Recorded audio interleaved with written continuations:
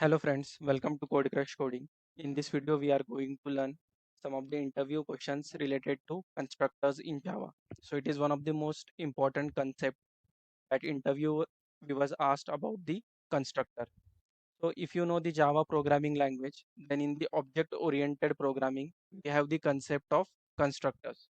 So let's start with the first question. What is the constructor? So the constructor can be defined as a special type of method that is used to initialize the state of object. So constructor is a special type of method. It is not exactly the method, but a special type of method that is used to initialize the object or the variables of the classes. So when this constructor is called or invoked, so it is invoked when the class is instantiated and the memory is allocated for the object. So whenever you create an object with the help of a new keyword, then that time the constructor is called. Every time an object is created using the new keyword, the default constructor of the class is called. So we will learn about the default constructor in the detail in upcoming moments. But before that, let's understand the constructor part first. The name of the constructor must be similar to the class name. So whenever you want to declare a constructor, so the name of the constructor must be similar to the class name. And the constructor must not have any explicit return type. So constructor should not be provided any explicit return type like integer, float, boolean, etc. So we can't provide any explicit return type to constructor. So let's see in the demo how to create a constructor, and let's understand all this theory in the demo. So here in the Eclipse editor, I have this class created test3. Inside this class, we have a main method, public static void main, and yeah, that's it in this class. What we will do, we will try to create a constructor for this class. And as we have learned, the constructor name should be same as the class name. So here the name of the class is test3. So let's provide a constructor with the same name. So let's see how to declare a constructor or how to define a constructor with the same name test3. Then you need to provide the round braces as we provide to the methods, and then open the curly braces. So in this way you can provide a constructor. So this particular part will be behaving as a constructor for this class test3 as the name is same. And inside this constructor, you can have your logic or the programming statements. Let's say I provide here one print statement, sys out.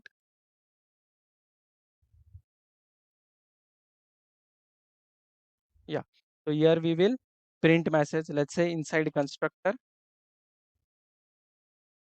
Here I say inside constructor. So only this much part I have written inside this constructor test3. Now what I will do, I will declare one object here or create one object inside the main method. So we know how to create a object with the help of class name.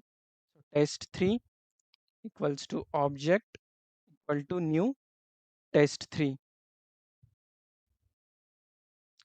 So here we have created an object of class test3. And if I try to run this code, what will be the output? Let's check that. If I run this code, let me run this code. So see here we are getting a message inside constructor. But if we observe here inside the main method, we haven't called this particular constructor. But as we have seen in the theory, this constructor is invoked when the class is instantiated, means at the time of object creation. So here we have created the object. So whenever this statement is executed, so at that time this constructor is called. So that's why we are getting your message inside constructor, because in the main method we have not provided anything, instead only just one single line, and with the help of this line we are getting this particular message inside constructor. Now let's say if you try to create another object here, let me copy paste this statement. Let's say now you create another object. Let's say this is object 2. Now if you run this code, see we are getting two messages inside constructor. So first one is when this object is created, so the first object, and the second one is printed when this object 2 is created. So the constructor name should be same as the class name, and it does not have any return type. Return type means if you cannot provide any particular return type to this constructor, just the class name should be provided, and then followed with this round braces, and then the implementation in the curly braces. So in this way you can provide the constructor for a class. Now what if I don't provide a constructor? Let's say I remove this particular part, and if I try to run this code, then what will happen? Let's check that. So no error is there, right? Means the constructor part is optional. You may provide a constructor or may not provide a constructor. So when you are not providing a constructor, at that time Java will automatically provide the default constructor. So we will see in the detail the default constructor. Okay, now let's move towards the next question here. So how many type of constructors are used in Java? So how many type of constructors are there in Java? So first one is default constructor, and second one is parameterized constructor. So what is default constructor? Default constructor is the one which does not accept any value. The default constructor is mainly used to initialize the instance variable with the default values. It can also be used for performing some useful task on object creation. A default constructor is invoked implicitly by the compiler if there is no constructor defined in the class. So this default constructor is provided by the compiler if there is no constructor defined in your class. So here, if you don't provide this constructor, so let me remove this constructor here. So if you remove this constructor, and if you try to have some instance variable here, so instance variable, let's say int x is the instance variable here, and another one is string type, let's say string, and let's say y. So these are my two variables here. X is of type integer and y is of type string. And now what I will do, when I create these two objects, I will try to print the value of x and y here. So let's try to print that sys out. Let's say obj dot x, and I will copy paste this statement and also print obj dot y. Let's remove this second object here. Just we will need one object, and with the help of that object we will try to access this two variables. Let's run this code now. So see, for x we are getting 0 value, and for y we are getting null value, but we have didn't provided any value to these variables, right? But still they are getting the default value. If it is an integer, then the default value 0 is provided, and if it is a string, then default value null is provided. So who is providing these two values here? So this is done by the default constructor. So default constructor is mainly used to initialize the instance variable with the default values. So if you don't provide a constructor in your class, then by default the compiler will provide a default constructor, and that will initialize these values that you have provided in the class. Now let's understand the parameterized constructor. The parameterized constructor is the one which can initialize the instance variables with the given values. So they are also used to, as we know, the constructors are used to initialize the instance variable. So both are doing the same thing, but in default constructor, it is done by the compiler if you don't provide. But in parameterized constructor, programmer or the user needs to provide the constructor. In other words, we can say that the constructor which can accept the arguments are called as parameterized constructors. So let's see how we can declare a parameterized constructor. So now let's declare a parameterized constructor here. We need to have the same name as the class name. So same name is test3, then provided the round brackets, then the curly braces. So in the same way you need to declare the constructor, but this time they will accept the arguments. So the constructor which takes the argument is called as parameterized constructor. Now here, let's say it takes one argument, let's say int z. Okay, so this is the argument that this particular variable is taking, and this time what we will do, whatever value we get for z, we will assign it to x. So we will say x equal to z, and now here we are getting error. So why we are getting here error on the line number 10 at the time of object creation? Because now we are not using a default constructor, means we are taking or using the constructor which is taking an argument. So this particular constructor is taking one argument. So that's why here we need to provide argument, because at this line only this constructor will be called, right? Whenever we create the object, a constructor will be called. So at this time you need to provide the value for this z. So let's say value of z is 10 because it is integer, right? So we need to provide 10. So what will happen now? When this line is executed, at this time the constructor is called. So this particular part will be executed. Value of z is 10. So here we will get the 10 and the x will get the value of z. So x will be now 10. So let's see and run this code.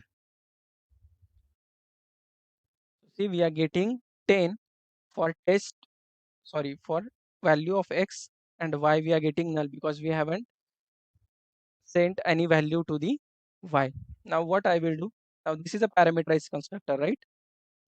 And now if I try to add another parameter, let's say now we will accept the string value also. So let's say string s, let's have the variable name as s, and what we will do, we will assign the value of s to this y.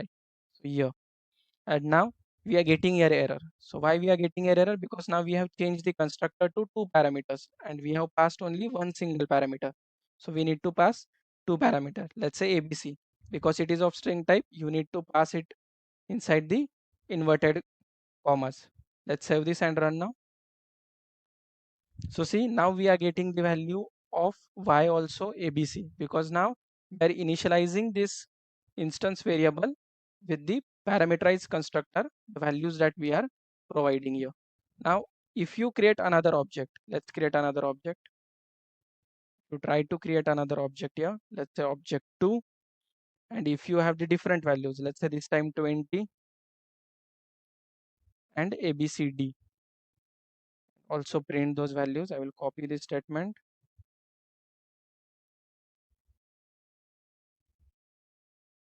Let's run this code. So see, for the first one we are getting, okay, we haven't changed here the object, we are just calling the first object values only. So you need to have here object 2, object 2. Let's run this code. So see, for the first two statements, the value of x and y is 10 and abc, because we have passed these values 10 and abc for object. And for the second object 2, we have passed the values 20 and abcd, so that we are getting here 20 and abcd. So that is the use of parameterized constructor. So we can initialize the values of your choice as per the objects with the help of parameterized constructor. We can have many numbers of constructor. Like here we have only one constructor. If you want to declare another constructor, let's say test3, we need to provide the same name, and this time you just want to have one single value, let's say of only string type. String, let's have s only variable, and here we will say whatever we get for s, we will assign it to y. So this constructor and this constructor is different. Both are parameterized constructor, but this one is taking two arguments and this one is taking the single argument. Now let me remove the, let's remove here. Now if I remove this one, we will get here error. Why we are getting here error? Because we don't have any constructor that will take only the integer value. Here you can see we have two constructor. First one is taking two values, one is integer and string, and second one is taking only string. But we don't have any constructor that will take only integer value. But if I pass only a string value, let's say pqr, then we are not getting any error because we have a constructor for only a string type. So at this line, this constructor will be called, which is the taking only single argument. Now if I run this code, let's see the output. So see, for the first one, we have passed the values 10 and abc. In this case, this particular constructor is being called, and both values are uh, initialized or assigned the value of that particular argument. So we are getting here 10 and abc. But for the second object, we are only passing a string. So this particular constructor will be called, and this time we are not initializing x to any value. So that's why value of x is 0, but we are updating the value of y, which is pqr. So here we are getting the value pqr. So I hope you understand the difference between the default constructors and parameterized constructor. Another thing you need to notice here, if I remove this second constructor, let me remove this part here. Let's keep this one single parameterized constructor. Let's remove the second object also. Remove the second object. Now here, if I remove this particular arguments, then we are getting an error because we don't have any default constructor here, right? Here we have provided the parameterized constructor. But if I remove this parameterized constructor, then this error will be not showing here. Why? Because if you don't provide a parameterized constructor, then by default the compiler will provide the default constructor, and default constructor will assign the default values to this particular variables. If I run this code, then you will see a 0 and null. But if you provide a parameterized constructor, here we have parameterized constructor, and if you call a default constructor, then the default constructor will be not provided by the compiler, because compiler says you have provided a parameterized constructor, so I cannot provide a default constructor. You need to provide a default constructor for that. That's why here we are getting a error. Let's move towards the next question. So these are also related to the constructor. So is constructor inherited? So inheritance concept says that you can use the methods of the parent class inside the child class. But as we know, the constructor should be having the same name as the class name. So the constructors cannot be inherited. So remember that constructors cannot be inherited. Next one is, can you make a constructor final? So if you see the implementation or the declaration of a constructor, you just need to say the name of the constructor, then provided by the round braces, and then the curly braces. And in the curly braces, you can have the statements. So remember that a Java constructor cannot be abstract, static, final, and synchronized. So any of the question that comes, can we make a constructor static? Can we make a constructor abstract? So the answer to this question is no. The constructors can't be final or static or abstract. Now the last question that we want to learn in this video, can we overload the constructors? So is it possible to overload the constructor? So what is the concept of overloading? In the overloading means the method name is same, and inside the arguments you can have the different type of arguments or different number of arguments. So only that part is different, but the method name is same. So can we overload the constructor? Yes, the constructors can be overloaded by changing the number of arguments accepted by the constructors or by changing the data type of the parameters. So that is the concept of overloading here, by changing the number of arguments or changing the data type of parameters or the arguments. So yes, the constructors can be overloaded. We have seen here, if you provide one constructor and if I try to overload this constructor, let me copy this statement here. We will make another constructor with the same name because constructor have the same name as the class name. So here we can change the type of arguments or number of arguments. So if I change here only to integer and I remove this statement, so this will also work. So we have overloaded the constructor and we are not getting any error. Here we have the default one, so that's why let's change that. Let's say if I provide here 1, so in this case for this object 1, which constructor will be called? So the second constructor, which is accepting the integer argument. And if I make another constructor here, let's make another constructor. This time we will make it to string. So you can see we are overloading the constructors here, and here we will say y because y is of type string. Here you can see y is of type string. Now in the first constructor we have two arguments, one of integer, one of string. In the second and third constructor both are having one argument, but the data type is different. Here is integer, here is string. So we have overloaded the constructor, and as per you call this object, the constructors will be called. So let's see that also. Let me simplify this to make you more understandable. So what I will do, instead of assigning here the values, let's say we print the message sysout, let's say 2 arguments. This is constructor with 2 arguments. Copy paste the statement, paste it here. Here I will say 1 argument integer. Copy this statement, paste it here. So here one argument with string. Now let's create the objects. So first object we have created here, and that is taking only the integer. We have passed only the integer. Let's create three objects here. Object 1, object 2, and object 3. And now object 2 we will pass a string, let's say ABC, and here we will pass value 1 and ABC. You can pass any values of that data type. Let me run this code. See, when this particular object is created, and this is we are passing here integer, so the constructor called is one arguments of type integer.